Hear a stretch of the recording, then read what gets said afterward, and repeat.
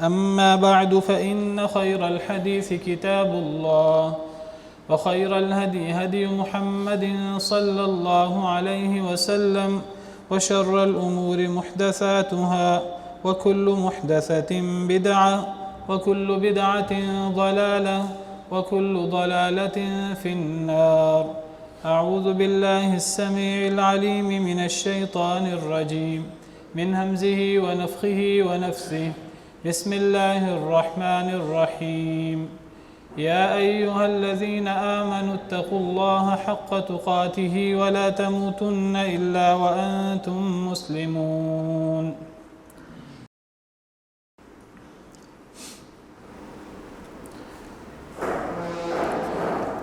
پچھلے کئی خطبوں سے سورۃ النساء کی تفسیر جاری تھی، تو سورۃ النساء کی آیت نمبر 6 شروع کرتے ہیں۔ وَابْتَلُوا الْيَتَامَى حَتَّى إِذَا بَلَغُوا النِّكَاحَ،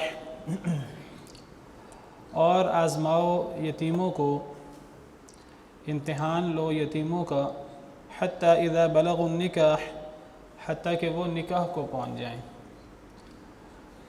اس وقت تک یتیموں کا امتحان لیتے رہو جب تک وہ نکاح کو نہ پہنچ جائیں، یا نکاح سے مراد نکاح کی عمر یعنی بلوغت کا وقت ہے۔ جب بچہ بالغ ہو تو پھر اس کی نکاح کی عمر ہو جاتی ہے، تو جب یتیم بچہ نکاح کی عمر کو یعنی بلوغت کی عمر کو پہنچ جائے، اس وقت اس کا پھر امتحان لینا چاہیے، چیک کرنا چاہیے، تجربہ کرنا چاہیے، کچھ پیسے دے کر، کچھ رقم دے کر تجربہ کرنا چاہیے کہ وہ اب اتنا عقل مند ہو گیا ہے کہ وہ اس پیسے کو ضائع تو نہیں کرتا، وہ اس کو برباد تو نہیں کر دیتا، وہ اس کو بلا وجہ ادھر ادھر غلط جگہوں پہ خرچ تو نہیں کر دیتا۔ تو یتیم بچوں کا امتحان لیتے رہو حتیٰ کہ وہ بلوغت کی عمر کو پہنچ جائیں۔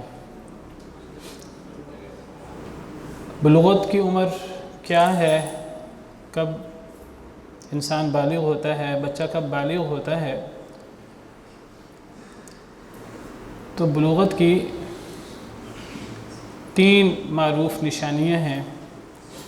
سب سے پہلی نشانی بلوغت کی کہ بچے کو احتلام آنا شروع ہو جائے۔ احتلام حلم سے ہے، اور حلم کا مطلب خواب دیکھنا ہوتا ہے، یعنی بچہ جو ہے وہ خواب میں دیکھے کہ اس سے مادہ منویہ خارج ہو رہا ہے جس سے بچہ پیدا ہوتا ہے۔ تو اگر یہ کیفیت ہو تو گویا کہ وہ اب بالغ ہو گیا ہے، اب اسے احتلام آنا شروع ہو گیا ہے۔ سیدنا علی بن ابی طالب رضی اللہ عنہ سے مروی ہے، فرماتے ہیں حفظت من رسول اللہ صلی اللہ علیہ وسلم، میں نے نبی کریم صلی اللہ علیہ وسلم سے جو باتیں یاد رکھی ہیں، نبی کریم صلی اللہ علیہ وسلم کا یہ فرمان عالی شان مجھے یاد ہے کہ آپ نے فرمایا لا یتم بعد احتلام، کہ احتلام کے بعد یتیمی ختم ہو جاتی ہے۔ کیا مطلب یہ ہے کہ آپ کو پتہ ہے یتیم اس بچے کو کہتے ہیں، بچہ بچی جس کا باپ فوت ہو جائے اور وہ ابھی چھوٹا ہو تو اسے یتیم کہتے ہیں۔ تو نبی کریم صلی اللہ علیہ وسلم نے فرمایا کہ احتلام کے بعد پھر اس بچے کو اب یتیم نہیں کہا جا سکتا، وہ بچہ نہیں رہا، یہ یتیم بچے کو کہا جاتا ہے۔ یہ نہیں کہ ایک انسان 50 سال کا ہو، 60 سال کا ہو، اس کا باپ نہ ہو، ہم اسے بھی یتیم کہیں گے، یہ تو ایک انڈرسٹوڈ بات ہے۔ تو یتیم بچے کو کہتے ہیں جب تک وہ بالغ نہیں ہوتا۔ اور نبی کریم صلی اللہ علیہ وسلم نے بلوغت کی حد کیا فرمائی؟ سیدنا علی رضی اللہ عنہ کے اس جو ان کو یاد تھی نبی کریم صلی اللہ علیہ وسلم کی بات، آپ نے فرمایا کہ لا یتم بعد احتلام، احتلام کے بعد یتیمی ختم ہو جاتی ہے، یعنی اب وہ بچپن ختم ہو جاتا ہے، اب اسے یتیم نہیں کہہ سکتے کیونکہ یتیم کا تعلق بچے کے ساتھ ہے۔ تو اب یہ بچہ نہیں رہا، اب یہ بڑا ہو گیا ہے، اب اس کا باپ نہیں بھی ہے، تو یہ ماشاءاللہ بالغ ہے، اب یہ اپنے معاملات میں خود مختار ہے۔ ولا صمات یوم الی اللیل، اور ایک دن کا رات تک چپ کا روزہ بھی نہیں ہے۔ یہ دو باتیں نبی کریم صلی اللہ علیہ وسلم کی سیدنا علی نے فرمایا، مجھے یاد ہے آپ نے یہ دو باتیں فرمائی تھی، احتلام کے بعد یتیمی نہیں ہوتی اور اب چپ کا روزہ نہیں ہوتا رات تک۔ پرانی شریعتوں میں ایک روزہ چپ کا روزہ بھی ہوتا تھا، خاموشی کا روزہ، وہ صبح سے لے کے شام تک ایک بندہ خاموش رہتا تھا۔ یہ وہی روزہ ہے جس کا ذکر سورہ مریم میں سیدہ مریم بنت عمران علیہ السلام کے حوالے سے موجود ہے۔ جب اللہ تعالیٰ نے معجزاتی طور پر بغیر باپ کے، بغیر شوہر کے ان کے ہاں سیدنا عیسیٰ علیہ السلام پیدا ہوئے، تو اب حضرت مریم بڑی پریشان تھیں کہ میں لوگوں کا سامنا کیسے کروں، تو فرمایا کہ فکلی وشربی وقرری عینا، کہ کھاؤ پیو اور اپنی آنکھیں ٹھنڈی کرو بچے کو دیکھ دیکھ کر، اتنا خوبصورت اور اتنا وجیح اور اتنا مستقبل کے اعتبار سے عظیم الشان نبی ہوگا، اپنی آنکھیں ٹھنڈی کرو۔ فَإِمَّا تَرَيِنَّ مِنَ الْبَشَرِ أَحَدًا فَقُولِي إِنِّي نَذَرْتُ لِلرَّحْمَنِ صَوْمًا، اگر کسی بشر کو دیکھو تو کہہ دینا میں نے چپ کا روزہ رکھا ہوا ہے، میں نے نظر مانی ہوئی ہے اللہ کے پاس کہ میں بولوں گی نہیں، فَلَنْ أُكَلِّمَ الْيَوْمَ إِنْسِيًّا، آج میں کسی انسان سے بات نہیں کروں گی۔ تو پرانی شریعتوں میں یہ ایک چپ کا روزہ بھی ہوتا تھا۔ تو نبی صلی اللہ علیہ وسلم نے فرمایا کہ بلوغت کے بعد یتیمی ختم، احتلام کے بعد، اور آپ نے فرمایا کہ ہماری شریعت میں چپ کا روزہ نہیں ہے، یہ کوئی نیکی نہیں ہے، کوئی روزہ نہیں ہے کہ کوئی چپ کا روزہ رکھے۔ انسان کو بات کرنی چاہیے، ہاں یہ ایک الگ بات ہے کہ انسان کو اچھی بات کرنی چاہیے، اگر اچھی بات انسان کو نہیں آتی پھر چپ کا روزہ ہی ٹھیک ہے، اس کو پھر روزہ نہ کہیں۔ من کان یؤمن باللہ والیوم الآخر فلیقل خیرا او لیصمت، نبی کریم صلی اللہ علیہ وسلم کا فرمان ہے، صحیح حدیث۔ آپ نے فرمایا جو اللہ اور آخرت پر ایمان رکھتا ہے اسے اچھی بات کہنی چاہیے یا پھر اسے خاموش رہنا چاہیے۔ تو بہرحال پتہ لگا کہ بچپنا ختم ہو جاتا ہے احتلام سے، بلوغت احتلام سے شروع ہو جاتی ہے، اور احتلام کے بارے میں نے آپ کو بتا دیا، احتلام حلم سے ہے، خواب سے ہے، انسان خواب میں دیکھے کہ اس کا پانی خارج ہوا ہے، مرد ہو یا عورت۔ اسی طرح سیدہ عائشہ رضی اللہ عنہ کی حدیث ہے، وہ فرماتی ہیں کہ نبی کریم صلی اللہ علیہ وسلم نے فرمایا رفع القلم عن ثلاثہ، 3 لوگوں سے قلم اٹھا لیا گیا ہے۔ قلم اٹھا لیا گیا ہے کیا مطلب؟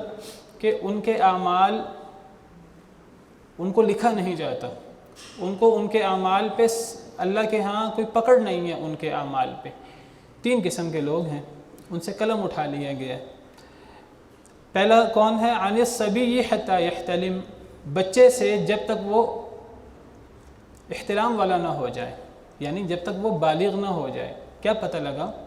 پتہ لگا کہ جب تک احتلام نہ ہو تب تک بچہ رہتا ہے، جب احتلام ہونا شروع ہو جائے تب پھر وہ بچپنا ختم ہو گیا، اب اس کے اعمال اپنے اعمال کا ذمہ دار ہے، اب وہ اپنے اعمال کا ذمہ دار ہے، اب اس سے پوچھنا چاہیے اس کے معاملات میں، اس کی شادی کرنی ہے تو اس سے پوچھنا چاہیے، دیگر معاملات ہیں اس کو مشوروں میں اب شریک کرنا چاہیے، اب وہ ذمہ دار ہے اپنے معاملات کا، اب اس کے اعمال کا باقاعدہ ریکارڈ رکھا جائے گا، بچپن کے جو اعمال ہیں وہ قابل معافی ہوتے ہیں۔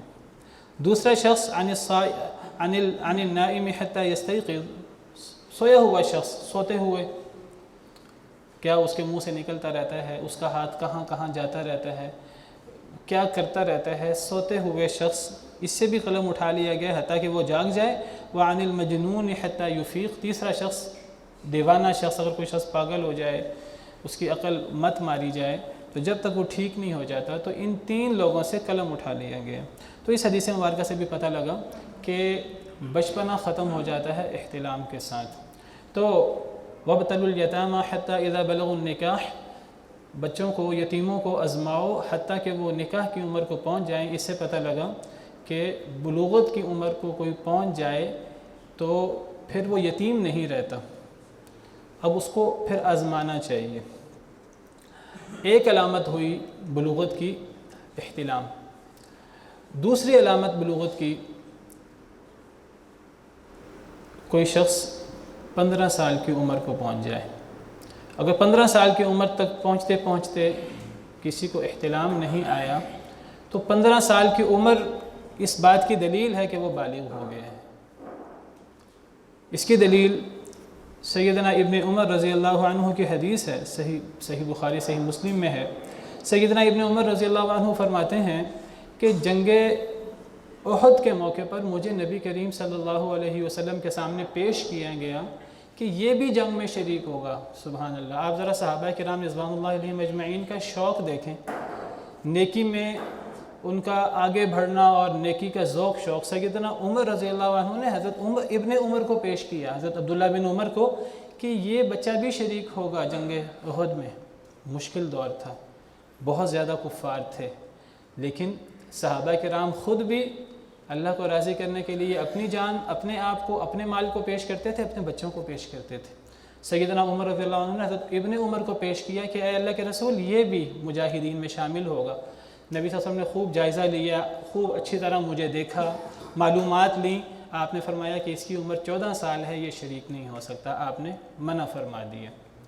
جنگ خندق کے موقع پر اگلے سال دوبارہ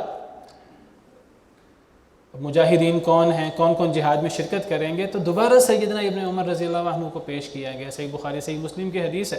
تو حضرت ابن عمر فرماتے ہیں کہ نبی کریم صلی اللہ علیہ وسلم نے مجھے مجاہد بننے کی، جنگ میں حصہ لینے کی اجازت دے دی، کیونکہ میں اس وقت 15 سال کا تھا۔ تو اس سے علماء نے استدلال کیا ہے کہ 15 سال کی عمر میں ایک بچہ بڑا ہو جاتا ہے، وہ بچہ نہیں رہتا، وہ بالغ ہو جاتا ہے، وہ بلوغت کی عمر کو پہنچ گئے ہیں۔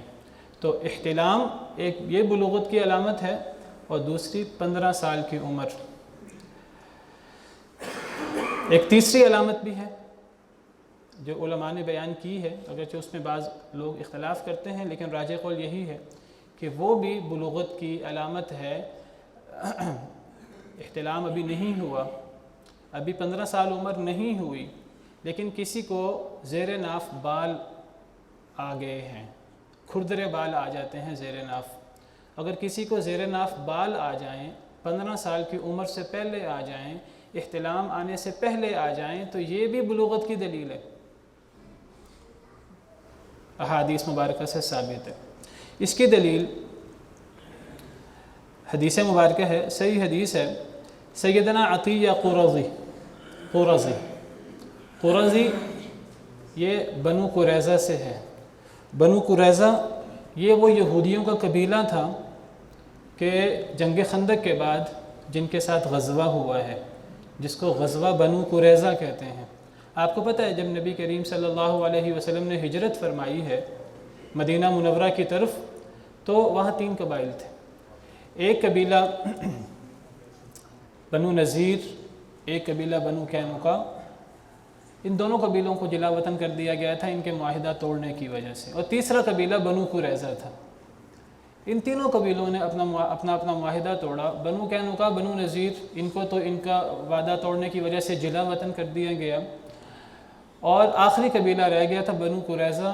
جنگ خندق کے موقع پر جب تمام عرب امڑ آیا مدینہ منورہ پر نبی کریم صلی اللہ علیہ وسلم اور مسلمانوں کے خلاف، اور مسلمانوں کی کیفیت کیا تھی اللہ نے قرآن میں بیان فرمایا، اذ جاؤوکم من فوقکم ومن اسفل منکم واذ زاغت الابصار وبلغت القلوب الحناجر وتظنون باللہ الظنون، سورہ احزاب میں، کہ جب وہ تمہارے اوپر سے بھی آگے، تمہارے نیچے سے بھی آگے۔ وَإِذْ زَاغَتِ الْأَبْصَارُ، جب آنکھیں پتھرا گئیں، یعنی بڑا خوف کا وقت تھا، پورا عرب امڑ آیا۔ وَبَلَغَتِ الْقُلُوبُ الْحَنَاجِرُ، دل حلقوں کو پہنچ گئے تھے۔ وَتَظُنُّونَ بِاللَّهِ الظُّنُونَ، تم اللہ کے بارے میں گمان کرنے لگے، پتہ نہیں اب اللہ کی مدد ہوگی کہ نہیں ہوگی۔ هُنَالِكَ ابْتُلِيَ الْمُؤْمِنُونَ، یہاں مومنوں کو آزمایا گیا۔ وَزُلْزِلُوا زِلْزَالًا شَدِيدًا، خوب ہلائے گئے، خوب سخت قسم کی آزمائش ہوئی۔ تو یہ وقت تھا جس موقع پر بنو قریظہ نے اپنی عادت کے مطابق ڈنگ مارا، اور وہ بھی اس پورے عرب کے ساتھ مل گئے۔ انہوں نے ان کو پیغام بھیجا، ہم تمہارے ساتھ ہیں، اوپر سے تم حملہ کرنا، اندر سے ہم حملہ کریں گے، اور اندر کا دشمن ہمیشہ زیادہ خطرناک ہوتا ہے۔ اور نبی کریم صلی اللہ علیہ وسلم نے سیدنا سلمان فارسی کے مشورے پر خندق کھدوا دی، الگ لمبا تفصیل ہے، میں اس تفصیل میں نہیں جاتا۔ تو جب نبی صلی اللہ علیہ وسلم کو اطلاع پہنچی کہ بنو قریظہ نے غداری کی ہے اور اللہ نے مدد کی، اللہ نے اپنی طرف سے لشکر بھیج دی، یہ ہوا بھیج دی، اور اس ہوا کی وجہ سے وہ سب کو وہاں سے جانا پڑا، سب کفار کو اپنا کوئی مقصد حاصل کیے بغیر۔ اب صحابہ کرام نے ہتھیار اتارنا شروع کیے اور کہا کہ اللہ نے ماشاءاللہ ہمیں بچا لیا ہے، اللہ نے ہماری مدد کی ہے۔ تو نبی صلی اللہ علیہ وسلم نے فرمایا ابھی ہتھیار نہیں اتارنے، ابھی ہم نے جا کے بنو قریظہ کی سرکوبی کرنی ہے۔ جب تک دشمن کی سرکوبی نہ کی جائے، خاص طور پہ دشمن جب اندر موجود ہو، تو اس وقت تک انسان کو، مسلمانوں کو بیٹھنا نہیں چاہیے۔ تو بنو قریظہ گئے، تو بہرحال لمبا معاملہ ہے، تو وہ محاصرہ کر لیا ان کا۔ بہرحال وہ کہنے لگے حضرت سعد بن معاذ ہمارے بارے میں جو فیصلہ کریں ہمیں قبول ہے۔ حضرت سعد بن معاذ نے فیصلہ فرمایا سب مردوں کو، سب جوانوں کو قتل کر دیا جائے جو لڑنے والے ہیں، اور بچوں کو اور عورتوں کو اور بوڑھوں کو چھوڑ دیا جائے۔ نبی صلی اللہ علیہ وسلم نے فرمایا کہ یہ وہی فیصلہ ہے حضرت معاذ کا جو اللہ کا آسمانوں پر فیصلہ ہے، اللہ کا بھی یہی فیصلہ ہے۔ تو سب کو قتل کیا گیا، 700 کے قریب لوگ تھے۔ حضرت عطیہ قرظی یہ انہی بنو قریظہ میں شامل ہیں، یہ مسلمان ہو گئے تھے بعد میں۔ تو یہ کہتے ہیں کہ میں بھی بنو قریظہ میں شامل تھا، مجھے بھی نبی کریم صلی اللہ علیہ وسلم کے سامنے پیش کیا گیا۔ نبی صلی اللہ علیہ وسلم نے حکم دیا تھا کہ جن کے بارے میں واضح ہے کہ یہ بالغ ہیں ان کو قتل کر دیا جائے، جن کے بارے میں واضح نہیں ہے، ڈاؤٹ ہے، آپ نے فرمایا ان کے زیر ناف بال چیک کر لیے جائیں۔ اگر تو زیر ناف بال ہوں گے تو انہیں قتل کر دیا جائے گا، اگر زیر ناف بال نہیں ہوں گے تو انہیں بچہ سمجھ کے چھوڑ دیا جائے گا۔ صحیح حدیث۔ حضرت عطیہ قرظی خود جن کے ساتھ یہ معاملہ پیش آیا کہتے ہیں کہ میرے زیر ناف بال نہیں تھے اس وقت، تو مجھے چھوڑ دیا گیا، بعد میں یہ مسلمان ہو گئے، یہ خود حدیث بیان کرتے کہتے ہیں مجھے چھوڑ دیا گیا۔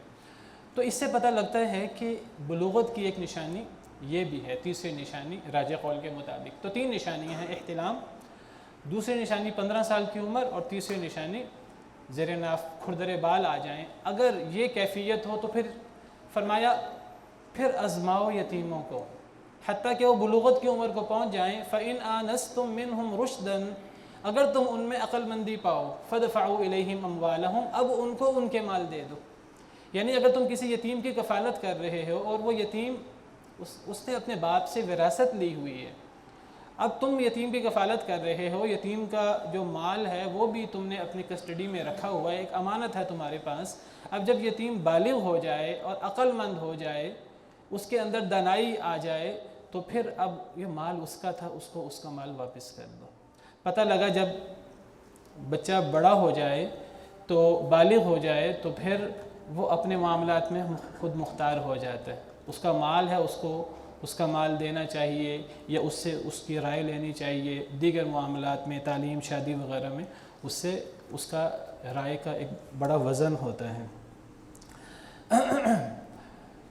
اگر بلوغت کے بعد بھی آزمایا اور آزمائش میں وہ کامیاب نہیں ہوا، وہ مال تباہ کر رہا ہے، وہ بے وقوفی کا کام کر رہا ہے، تو پھر بھی کچھ دیر مزید روکا جا سکتا ہے۔ اصل چیز ہے اس میں عقل مندی آ جائے، وہ اپنا مال تباہ نہ کرے۔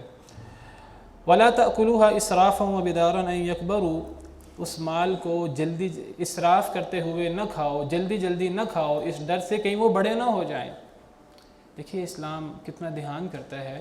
فرمایا کہ جو یتیم کا مال ہے، یتیم کے کفیل کے پاس، وہ کفیل چاہے چچا ہو، تایا ہو، رشتہ دار ہو یا کوئی اور ہو، تو اگر اس کے پاس یتیم کا مال ہے تو وہ اس مال کو وہ سوچے کہ اس نے تو بڑا ہو جانا ہے، جب یہ بڑا ہو جائے گا تب تو یہ اپنے مال کو خود استعمال کرے گا، ابھی اس کا مال میرے پاس ہے، ابھی اس کے مال کا اس کا گارڈین، اس کے مال کا ذمہ دار میں ہوں، تو وہ یتیم پر ہی خرچ کرے، لیکن وہ اسراف کر کے خرچ کرے، فضول خرچی کر کے خرچ کرے، جلدی جلدی خرچ کرے تاکہ میں فیصلے کر لوں سارے، اس کے بڑا ہونے سے پہلے مال ختم ہی ہو جائے۔ فرمایا اس کی اجازت نہیں ہے۔ وَلَا تَأْكُلُوهَا إِسْرَافًا، اس مال کو نہ کھاؤ اسراف کرتے ہوئے، وَبِدَارًا، اور جلدی جلدی، أَن يَكْبَرُوا، اس ڈر سے کہ وہ بڑے نہ ہو جائیں۔ نہیں، وہ یتیم کا مال ہے تو یتیم کے مال ہونے کا مطلب یہ نہیں کہ حلال کا مال ہے جو مرضی کر لو۔ جس طرح تم اپنے مال کے بارے میں تم بڑی عقل مندی کے ساتھ سین سینت کے تم فیصلے کرتے ہو، احتیاط کرتے ہو، یتیم کے مال کے بارے میں اسی طرح احتیاط کرنی ہے۔ ایک مومن اس وقت تک مومن نہیں ہوتا جب تک وہ دوسرے کے بارے میں وہ پسند نہ کرے جو اپنے بارے میں پسند کرتا ہے۔ جب تک اپنے بھائی کے لیے وہ پسند نہ کرے جو اپنے لیے پسند کرتا ہے۔ انسان اپنے مال کو اس طرح فضول خرچی کر کے جلدی جلدی نہیں کھاتا، تو پھر یتیم کے مال کو کیوں تم اس طرح کھاؤ؟ ومن كان غنيا فليستعفف ومن كان فقيرا فليأكل بالمعروف، جو غنی ہے وہ تو بچ جائے، جو محتاج نہیں ہے وہ تو بچ جائے۔ ومن كان فقيرا فليأكل بالمعروف، جو فقیر ہے وہ معروف طریقے سے کھا سکتا ہے۔ کیا مطلب یہ ہے کہ اگر کوئی یتیم کا کفیل ہے، یتیم کا کفیل یتیم کی کفالت کرتا ہے، اس کے لیے اسے کچھ ٹائم دینا پڑتا ہے، اسے ذمہ داری دینی پڑتی ہے۔ اگر اس کے پاس اپنے لیے، اپنے بچوں کے لیے مال کم ہے تو وہ ایک حد تک یتیم کا مال لے سکتا ہے، اگر وہ ضرورت مند ہے تو۔ اگر وہ محتاج ہے تو وہ یتیم کی کفالت کرنے کے نام پر یتیم کے مال سے ایک حد تک، ضرورت کے حد تک فائدہ اٹھا سکتا ہے۔ یہ کس کو اجازت ہے؟ یہ اجازت اس کو ہے جو فقیر ہو، جو محتاج ہو۔ دیکھیے خود محتاج ہے لیکن دوسرے کی کفالت کر رہا ہے۔ کفالت اتنا فضیلت والا عمل ہے۔ جو خود محتاج ہے کسی دوسرے کی کفالت کر رہا ہے تو وہ یتیم کے مال سے بقدر ضرورت تھوڑا سا لے سکتا ہے، لیکن جو غنی ہے، ومن کان غنیا فلیستعفف، جو غنی ہے تو وہ بچ کر رہے، وہ یتیم کے مال سے اس بنا پر کہ جی میں تو یتیم کے مال کی نگرانی کر رہا ہوں، میں یتیم کے مال سے کاروبار کر رہا ہوں۔ یتیم کے مال سے باقاعدہ کاروبار بھی کرنا چاہیے۔ دوسری احادیث سے پتہ لگتا ہے، کیونکہ اگر کاروبار نہیں کیا جائے گا یتیم کے مال سے تو یتیم کے مال پہ زکوٰۃ بڑھتی رہتی ہے۔ اور یہ بات یاد رکھیے، زکوٰۃ یہ مال کا حق ہوتا ہے۔ اس میں یہ نہیں دیکھا جاتا کہ کوئی بڑا ہے کہ چھوٹا ہے، بڑا ہوگا بالغ ہوگا تو زکوٰۃ دے گا۔ اگر کوئی چھوٹا ہے اور اس کا مال ہے، اس کے باپ سے اس کے نام مال لگا ہوا ہے، تو وہ مال اب اگر یتیم بچے کا ہے، اگر وہ مال نصاب سے زائد ہے جس پر زکوٰۃ پڑتی ہے تو زکوٰۃ پڑتی رہے گی ہر سال۔ تو بہتر یہ ہے کہ یتیم کے مال کو، اگر باپ کا کوئی کاروبار تھا، یتیم کے مال سے وہ کاروبار جاری رکھا جائے۔ تو بہرحال اب اگر ایک بندہ خود وہ دیکھتا ہے کہ یتیم کا مال ہے، وہ یتیم کا مال کا کاروبار بھی چلا رہا ہے، وہ کہتا ہے اس کاروبار کے اندر میں اپنا حصہ رکھ لیتا ہوں، میں جب کسی دوسرے کے ساتھ کاروبار کرتا ہوں تو وہاں میرا ایک حصہ ہوتا ہے، میرا شیئر ہوتا ہے، میں یتیم کے مال میں اپنا حصہ بھی رکھ لیتا ہوں۔ اللہ فرماتے ہیں اگر تم غنی ہو تو تمہیں یتیم کے مال سے کچھ نہیں لینا، تمہیں یتیم کے مال سے بچنا ہے۔ ومن کان غنیا فلیستعفف، چاہے تم یتیم کے مال کے اوپر تم محنت کر رہے ہو، چاہے تم یتیم کی کفالت کر رہے ہو، تب بھی اگر تم غنی ہو، تمہیں ضرورت نہیں ہے تو یتیم کے مال سے تم کچھ نہیں لے سکتے، تم نے یہ اجر اللہ کے ہاں لینا ہے۔ لیکن اگر کوئی ضرورت مند ہے تو وہ یتیم کے مال سے بقدر ضرورت اس قسم کی چیز لے سکتا ہے، بقدر ضرورت۔ اور یہ انسان کا اور انسان کے اللہ کا معاملہ ہے، جس میں انسان کو دھیان رکھنا چاہیے کہ جب معاملہ انسان کا اور اللہ کا آ جاتا ہے، یہ بات یاد رکھیے۔ بعض لوگ سمجھتے ہیں جب کوئی دوسرا دیکھے گا، کوئی حکومت، کوئی انسان مجھے دیکھ رہا ہوگا تو مجھے دھیان کرنا ہے۔ معاملہ میرا اور اللہ کا کسی کو نہیں پتہ، تو انسان اس معاملے میں گڑبڑ کر دیتا ہے۔ حالانکہ جب معاملہ انسان اور اللہ کے درمیان آ جاتا ہے تو پھر بہت زیادہ سینسٹیو معاملہ ہو جاتا ہے۔ یہاں انسان کے گڑبڑ کرنے کے امکانات زیادہ ہوتے ہیں، وہاں انسان کو اللہ سے زیادہ ڈرنا چاہیے۔ دیگر معاملات میں تو چلو لوگ پکڑ کر لیں گے، لوگ انسان کو زیادتی نہیں کرنے دیں گے، جب یہاں انسان گڑبڑ کرے گا تو پھر اس کا خمیازہ آخرت میں بھگتنا پڑے گا، جو کوئی انسان نہیں بھگت سکتا۔ فرمایا فَإِذَا دَفَعْتُمْ إِلَيْهِمْ أَمْوَالَهُمْ فَأَشْهِدُوا عَلَيْهِمْ، جب تم انہیں ان کے مال دے دو تو پھر اس پر گواہ مقرر کر دو۔ دیکھیے اسلام کے نظام کی خوبی آپ دیکھیے، کہیں کسی قسم کا کوئی جھگڑا، کوئی اختلاف نہ ہو۔ اب یتیم بڑا ہو گیا ہے، وہ یتیم نہیں رہا، اب تم نے انہیں ان کا مال دینا ہے، تم نے چیک کر لیا، تجربہ کر لیا، وہ اپنے مال کو سنبھالنے کے قابل ہے، اب اس کو اس کا مال دو، اور مال دیتے وقت گواہ بھی مقرر کر لو، بعد میں کبھی اختلاف نہ ہو، لکھت پڑھت کر لو، گواہ مقرر کر لو، لوگوں کے سامنے معاملات کرو۔ وَكَفَى بِاللَّهِ حَسِيبًا، اللہ تعالیٰ کافی ہے حساب لینے والا۔ وہی بات، جو معاملات لوگوں کے سامنے ہے وہاں تو قانون کے نظر میں جو معاملات ہے وہاں تو قانون تمہیں روک دے گا غلطی کرنے سے۔ جہاں معاملات قانون کے نظر میں نہیں ہیں، جہاں تمہارے اور اللہ کے درمیان معاملات ہیں، تو وہاں تقویٰ کا معاملہ آ گیا، اور تقویٰ کا معاملہ زیادہ سینسٹیو ہے۔ اللہ سے زیادہ حساب لینے والا کوئی نہیں ہے۔ دنیاوی حسابات تو بڑے چھوٹے ہیں، دنیاوی چیزیں تو بڑی چھوٹی ہیں، اللہ کا جب معاملہ آ جائے تو اللہ سے بڑھ کر حساب لینے والا کوئی نہیں ہے۔ نبی کریم صلی اللہ علیہ وسلم نے سیدنا ابو ذر سے فرمایا تھا کہ اے ابو ذر، میں تمہارے لیے وہ پسند کرتا ہوں جو اپنے لیے پسند کرتا ہوں، میں تمہیں کمزور پاتا ہوں، میری ایک نصیحت یاد کرنا، کبھی یتیم کے مال کا ذمہ دار نہ بننا۔ یہ نبی صلی اللہ علیہ وسلم نے سیدنا ابو ذر کو وصیت کی تھی، اور آپ نے فرمایا تھا کہ اے ابو ذر، میں تمہارے لیے وہ پسند کرتا ہوں جو میں اپنے لیے پسند کرتا ہوں، فرمایا کہ کبھی یتیم کے مال کے ذمہ دار نہ بننا۔ یتیم کے مال کی ذمہ داری لینا تو بہت آسان ہے، اس کو نبھانا بہت ہی مشکل ہے، اس کا حساب قیامت کا دن دینا بڑا ہی مشکل ہے۔ وکفیٰ باللہ حسیبہ، اللہ سے بڑھ کر حساب لینے والا کون ہے؟ اللہ حساب لینے والا کافی ہے۔ یتیم کے مال کے ذمہ دار نہ بننا، فرمایا دو لوگوں کے اوپر حاکم نہ بننا، کبھی دو لوگوں کے اوپر فیصلہ نہ کرنا، فیصلہ کرتے ہوئے انسان سے غلطی ہو جاتی ہے، انسان سے جانبداری ہو جاتی ہے، لا علمی میں یا کوئی دنیاوی مفاد کی وجہ سے انسان سے الٹا سیدھا فیصلہ ہو جاتا ہے، اس کا وبال اللہ کے ہاں بہت زیادہ ہوتا ہے۔ اللہ سے دعا ہے کہ اللہ تعالی ہمیں کتاب و سنت پر کما حقہ عمل کرنے کی توفیق عطا فرمائے، اللہ تعالی ہمیں اپنا ڈر نصیب فرما دے، اور یہ جو اللہ تعالیٰ کے سنہری احکامات ہیں جو اللہ نے کتاب و سنت میں رکھے ہیں، اللہ ان پر پوری طریقے سے ہمیں پہلے سمجھنے کی اور پھر ان پر عمل کرنے کی توفیق عطا فرمائے۔ آخر دعوانا الحمدللہ رب العالمین۔